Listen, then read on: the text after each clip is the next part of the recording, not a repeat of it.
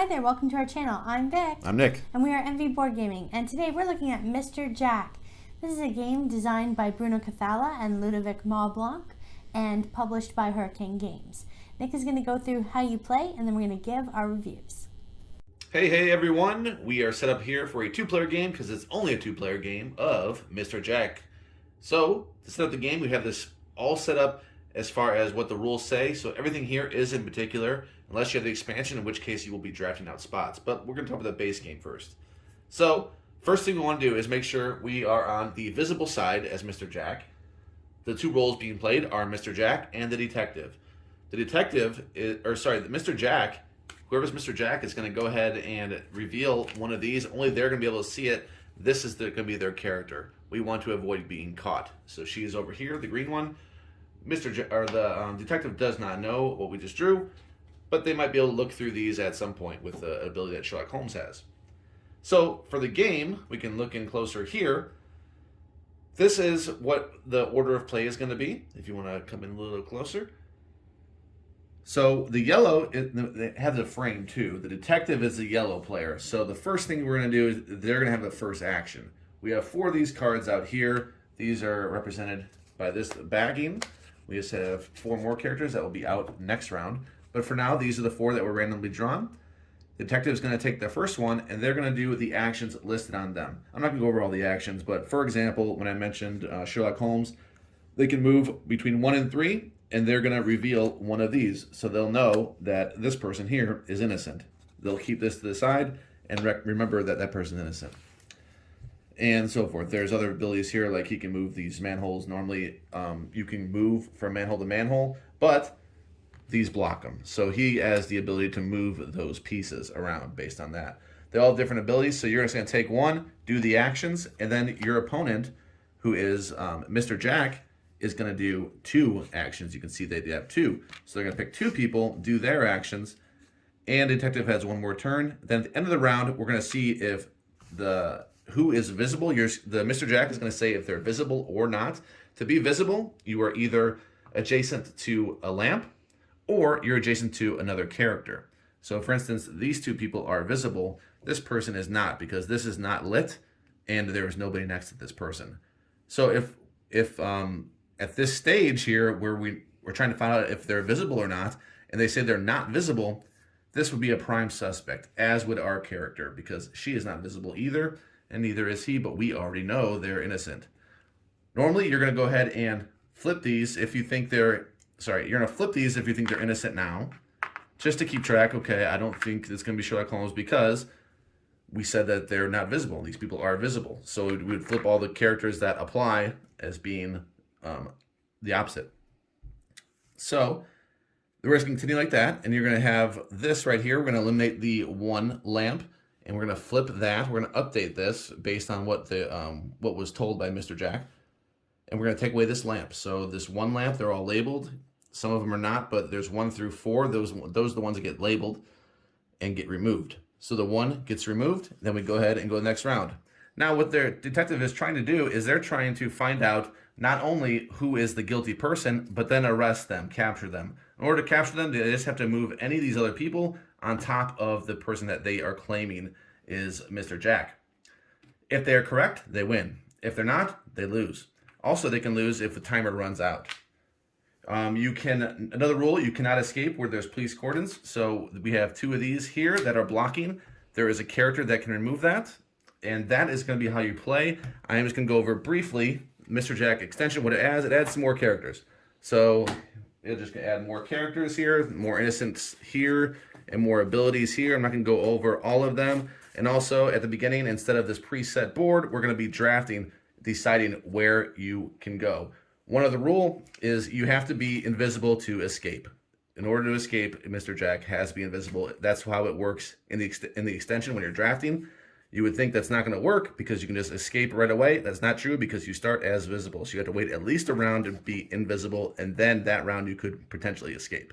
And there you go. That's a brief overview of how you play Mr. Jack. All right, thank you so much for the teach, Nick. I guess we'll start off with your opinion of the game and what you think What are your first thoughts? What are some positive things about the game? Okay, well, we got this game after borrowing it from Andrew and Sam. Yeah. And we liked it. We liked it on first blush. Our first instinct is like, yeah, I like this game. It's good enough to pick up. And we also, before we ever even played it, like unwrapped it, we've got the extension board. Well, they call it the extension instead of the expansion, I believe. Yeah. Extension. Yeah, extension. And it's not an extension board. It's just more characters, like I said, in the teach. First off, base game, it looks fine. I think like the art and everything looks fine. It's nothing like I'm gonna write home about, like, oh, my amazing components or anything like that. They have nice tokens. Unfortunately, they're stickered. Never really care for stickers on it. It would be nice if it was printed, but that is what it is. I like stickers. You do? Yeah, not a fan. But it works, and it's double-sided, which I like, because then it makes it easier to track as the detective who you're claiming is innocent. And alternatively, you could just write that down if you really want to be hardcore about it and pretend like you don't know or you're not. But I think you should do that because I feel like there should be some checking, proof, like a proofread almost, like no, that's incorrect. Actually, that person is innocent as it is, because if something get mixed up, the game's pretty much ruined. And Nick was always very careful when we're playing and making sure that I didn't get mixed up, because it's easy. I almost flip people who I've already determined as innocent to guilty, and it's like, well, I've already determined they're innocent, so why would they become guilty? Yeah, I don't want you to ruin the game. Silly stuff like that. So you have to watch out and be, aware of what your opponent's doing in this game for sure. Right. And you would be incentivized not to tell your opponents, but then it ruins the game, takes the fun out of the game, so you want to make sure that they're on the same page, they're correct. You don't want the game ruined. That's the most important thing. So the drafting part, I like drafting in general. I don't feel like it's terribly strong in this game. Like sometimes there are moments, yes, you want somebody for sure. You want to do something for sure with somebody. Oftentimes it's a tough decision, especially at the beginning of the game. At the beginning of the game, the first couple rounds, there isn't as much tactics as far as who you're picking. As the game progresses, you have plenty of tactics as to who you're picking. So note that it's a game that builds up, and if you play poorly, you could get caught pretty quickly. You don't want to be too obvious with what you're doing. There's a lot of tactics. I think it's a very fun game. In short, I do think it's a fun game. It's one that we're going to keep. Negatives, like I said, I don't like stickers on the stuff. The look is just okay. The beginning is a little slow, but it gets better. So what do you think? Yeah, so my positives are a lot of what you said there. I'm not crazy about the artwork, but I do like how the game looks in general. It's a small setup. It's nothing too crazy. The quality of the cards is fine. They're hard card, sort of cardboard cards of the characters and the suspect cards. So whether or not they're innocent. So I do like it. I think it's nice. It's quick to play. Like once you get going, the rule set is not too challenging or overbearing. It's really a simple thing, and we can get through it fairly quickly. It's not like a snappy game, I wouldn't call it, because it does have quite a bit of rounds if you're able to elude capture for that long.